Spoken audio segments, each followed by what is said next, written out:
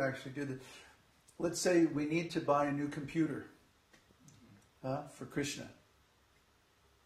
So what computer did we buy? We went and looked at all the alternatives and we found the best computer, Macintosh. So, they say once you go Mac, you never go back. It's true. So we bought the best computer that we could because it's going to give the best service and it's going to be easy to use and powerful and so on, and so many good qualities, right? For Krishna.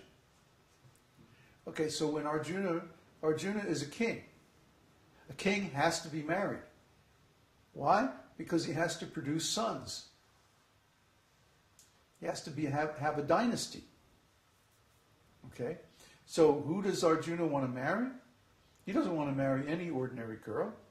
He wants to marry Krishna's sister, Subhadra, Krishna's internal potency. You understand? More or less. It's not that he is marrying.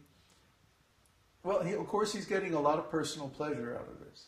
Because Subhadra is very beautiful and talented and all kinds of things, spiritual qualities. But he's actually deep down doing it for Krishna. You can't understand externally. You have to look internally. Just like when Arjuna asks Krishna, what are the qualities of a self-realized soul? How does he sit? How does he walk? How does he speak? He's asking externally. But when Krishna answers this question, he says, a self-realized soul is someone who has no desire for material sense gratification.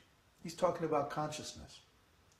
So similarly, the answer to your question is on the level of consciousness. It's not about, is Arjuna desiring something else? No. Why? Because Arjuna is a pure devotee. He's a parishad, an eternal associate. He doesn't do anything apart from Krishna's pleasure.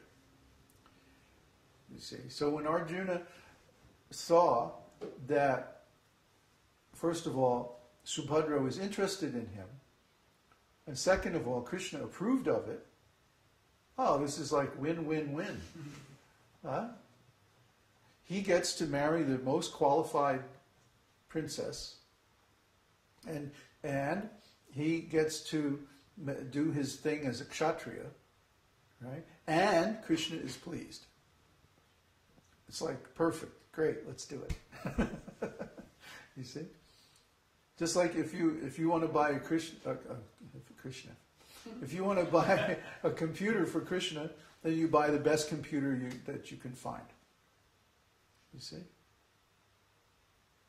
It's just like the gopis. It's narrated that the gopis, before the rasa dance, they got all dressed up in the nicest clothes. Everything beautiful and perfect. Huh? Were they vain? No. They did it to please Krishna. That was their aim. That's clear so far. The part that I don't understand at all is, if Arjuna, original spiritual form is of a gopi, why would he lower the service to friendship? To please Krishna. But Krishna is pleased the most in conjugal mood. But when Krishna goes to the material world, he needs associates who understand his purposes. Huh? And why not just choose a friend, someone that's already in that mood in the spiritual world?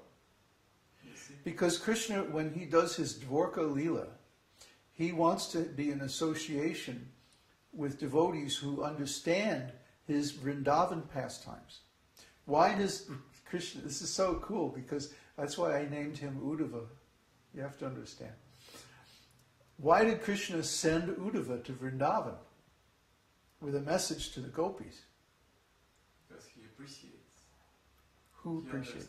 Uddhava. Well, Uddhava, he didn't really understand. So Krishna sent him to Vrindavan. One of the reasons why he sent Uddhava to Vrindavan was so that Uddhava could meet the gopis and could understand their devotional service. And after Uddhava met the gopis and he saw their standard of devotional service and how pure they were, he began to develop the desire to be born as a bush or some grass in Vrindavan, so that the gopis would touch him with their lotus feet as they were going here and there to serve Krishna. You see? He saw their devotional service as being so exalted that his own devotional service in the mood of friendship and servitude to Krishna was just nothing in comparison. So Krishna wants to be surrounded by devotees who understand his deep moods. You see? He doesn't want to be with devotees in his Dwarka pastimes especially.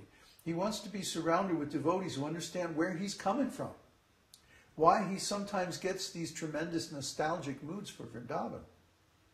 You see? You know, I told you that story how one day Krishna didn't want to get out of bed. After meeting Nanda Kumar in Brihad Bhagavatamrita, it's described that after Nanda Kumar came to Dwarka, dressed as a cowherd boy with a flute in his belt, and he met Krishna and he paid his obeisances, and Krishna is looking at him, and he says, "Can I see that flute?"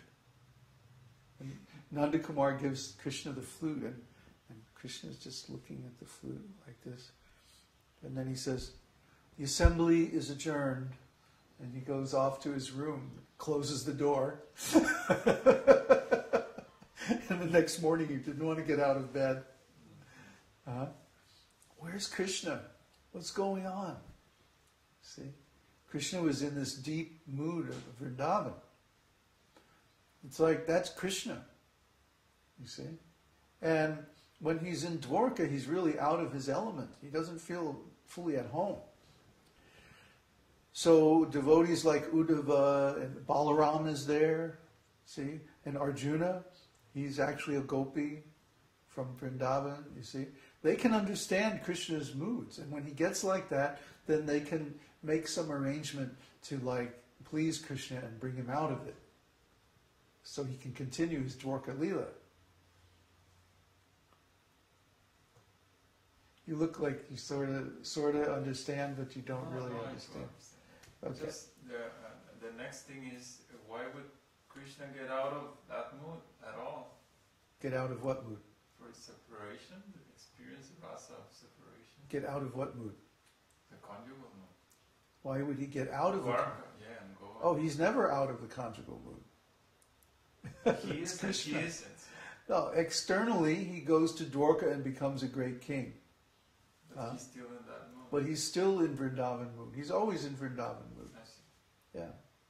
But he does that because that's his duty. That's his tapasya. One time, who was it? Brahma, I think, asked Krishna, how do you maintain all these worlds? Because he was seeing there were all these universes, and all these Brahmas and Shivas from these other universes came and offered their obeisances at Krishna's feet. And so he asked, how do you maintain all these universes? And Krishna says, by tapasya.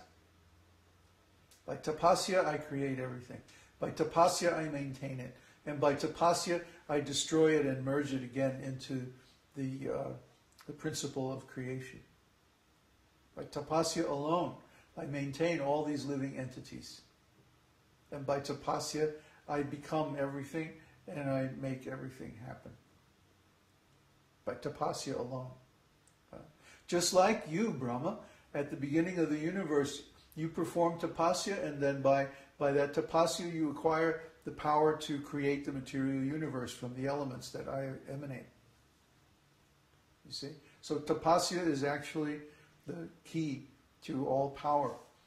So when Krishna leaves Vrindavan and he goes to Dwarka and he does his Vishnu stuff, and creates the transition to Kali Yuga and all that, that's his tapasya.